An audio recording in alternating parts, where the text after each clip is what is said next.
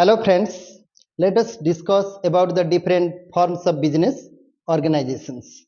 Today we will discuss about the business, what are the features of business and the different forms of business, your sole proprietorship, partnership, joint Hindu family business, cooperative societies and joint stock company one by one. What is a business?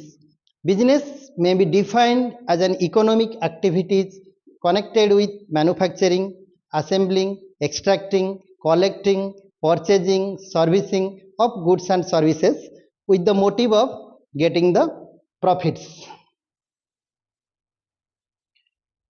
Let us discuss about the features of business. To do business, there must be some goods and services. Without goods and services, we cannot do any business. There must be purchase and sell. When there is a buyer, there is a seller. At least there must be two persons. And there must be purchase and sell with some sort of monetary considerations, some sort of price considerations. Otherwise, it is not to be called as a business. The reputation of dealing is there. A single transaction, suppose you have an old bike and you sell it in the market, that is not a business. If you purchasing the old bike and selling it continuously, then we may call that is a business. So the aim of the business is to give satisfaction to the consumer. It is a continuity there. The process is to be continued. That is business. Every business must have the motive to get the profit. In the world, all over the world, everybody does the business with the intention of getting the profits. Might be there occurs some loss, but everybody must have the intention to get the profits. Risk factors are there, uncertainties are there. These are completely associated with each and every business. You cannot separate them from the business. Now we discuss about the different forms of business organization. First one is the sole proprietorship. Sole means single, proprietorship means ownership. Sole proprietorship means single ownership business. The features of the sole proprietorship are there. This business is to be owned by a single man. This business is controlled by a single man. This sole proprietorship business is also managed by the single man. If profit is there, all the profit goes to the pocket of the sole proprietor. If loss is also there, all the profit goes out of the pocket of the sole proprietor. Entire risk factor associated to the business has to be borne by the sole proprietor because he is a single man. You know that this type of business you can plentifully available in the market. So in case of sole proprietorship business, another feature is unlimited liabilities. What is unlimited liabilities? Sole proprietor has unlimited liabilities. Unlimited liability means if any loss occurs, so his personal properties is attached to pay up the business debt. Sole proprietor single man business has unlimited liabilities. Means in case any loss happens to the single man business, then his personal properties is attached to pay the business debt. The business secrecy that can be maintained in case of business, it is supposed that the business secrecy can be maintained in case of single man business as he is a single man. Here the proprietorship and the proprietor, the man and its business, that is to be treated as one unit in the eyes of the law. If anyone want to file a case against the business, he must file against the name of the sole proprietor. That business, you does not think of that single man business means only single man is involved. If a second man is involved, then it is not a single man business. No, to run the day-to-day activities of the business, the single man may appoint some staff to help the business. So these are the features of the sole proprietorship business. Next one is our partnership. People thought of that it is difficult to run the business by a single man. Then they thought of why not they will combinedly join the business. When a group of persons When one or more persons join their hands to do business, we may call that is a partnership business. The Indian Partnership Act 1932 defines partnership as the relation between the persons who have agreed to share the profits of a business carried on by all or anyone acting for all. Let us discuss about the features of partnership business. The minimum member of the partner to start a partnership is 2, the maximum is 20. In case of banking business, it is restricted to 10 only. The partnership business comes into existence due to the agreement entered into by the partners. That agreement might be oral, that agreement might be written agreement.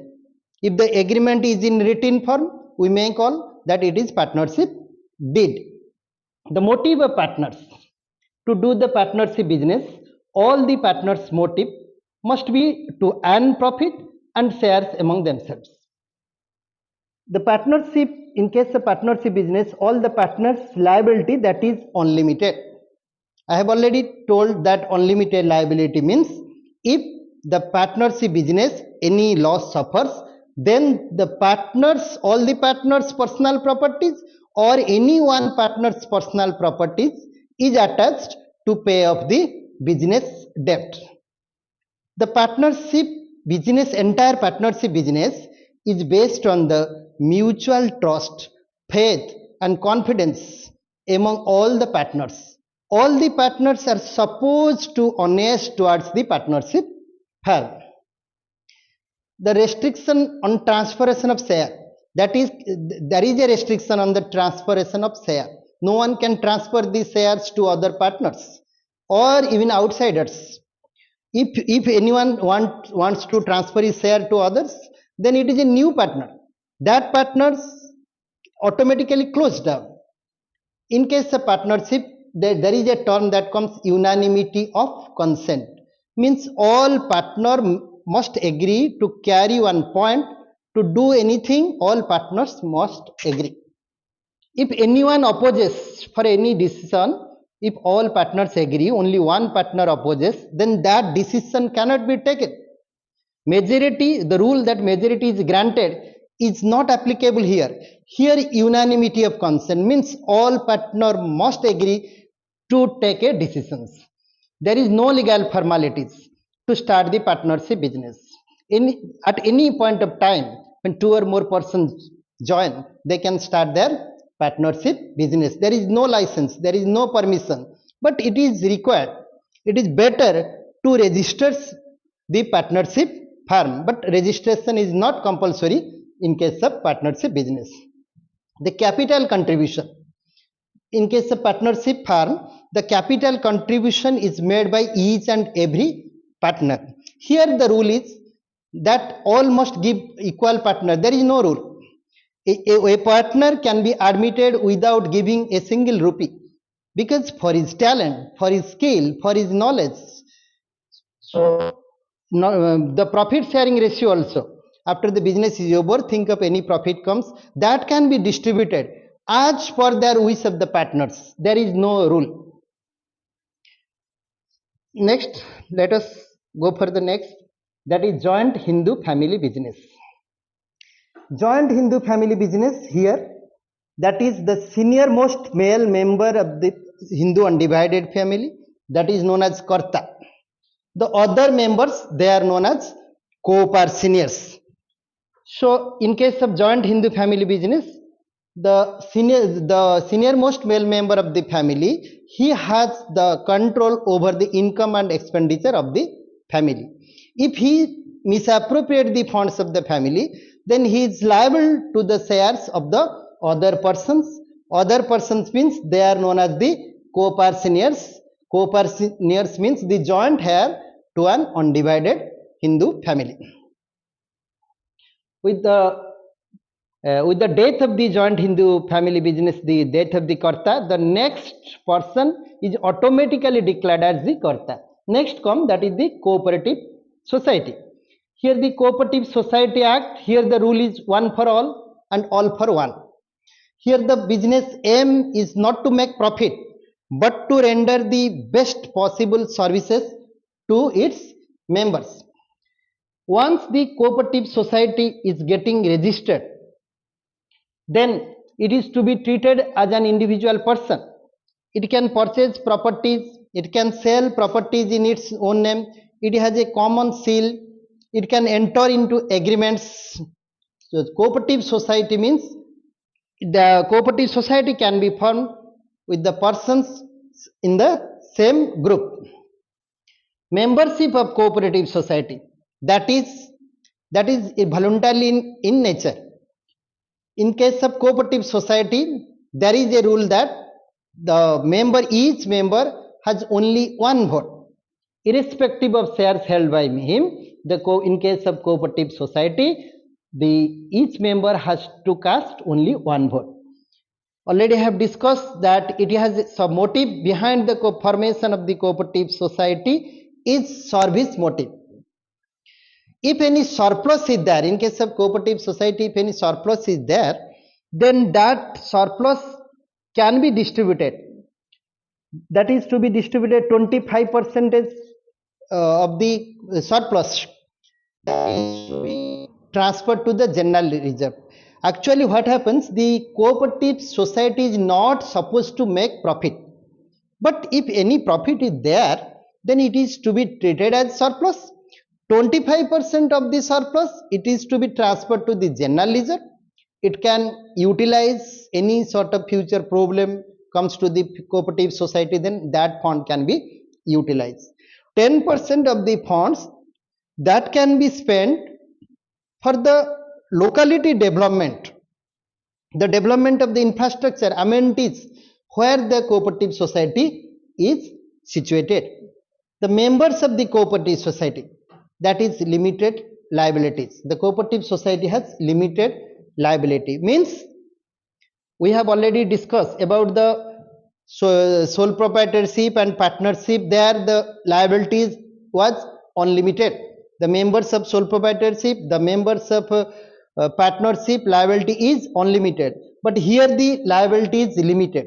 Limited means that whatever amount they have paid, that may be spent for the cooperative society. For any reason, for any losses happens to cooperative society, no other fund can be called upon to any members. Now comes the joint stock company. Joint stock company. Joint stock company is an artificial person created by law. Joint stock company can be defined as an artificial person created by law, having a distinctive name with common seal, limited liabilities, perpetual succession.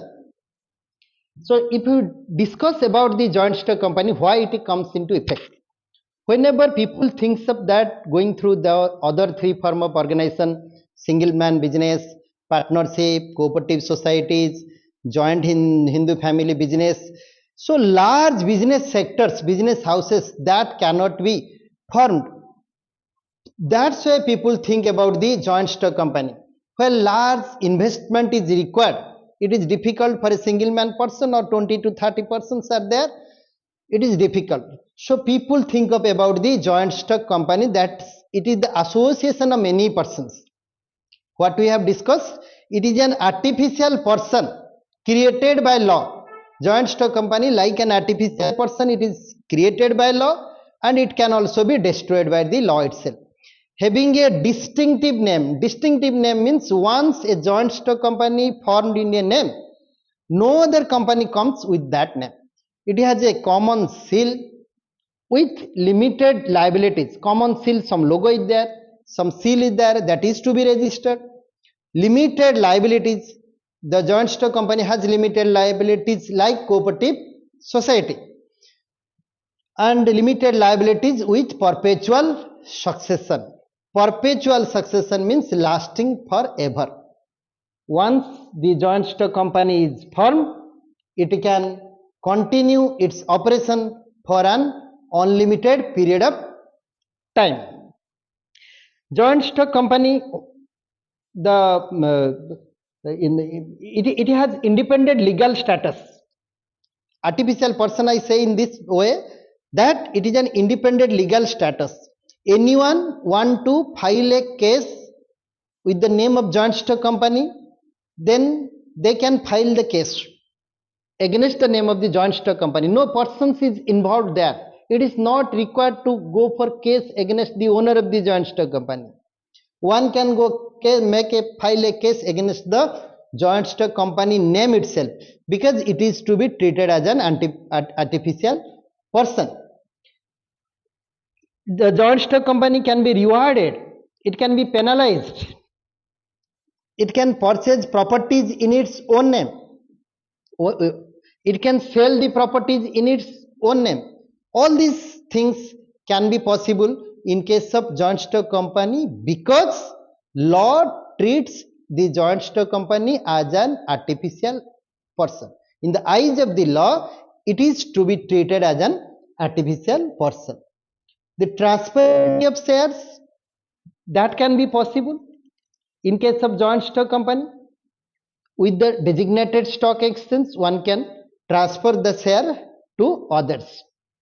Shares, here comes that the fundamental concept of joint stock company, that when it can issue the shares, inviting the larger investment from one corner to another corner in the whole country, if we say that, and that shares can transfer from one person to another persons with the designated stock exchange are there.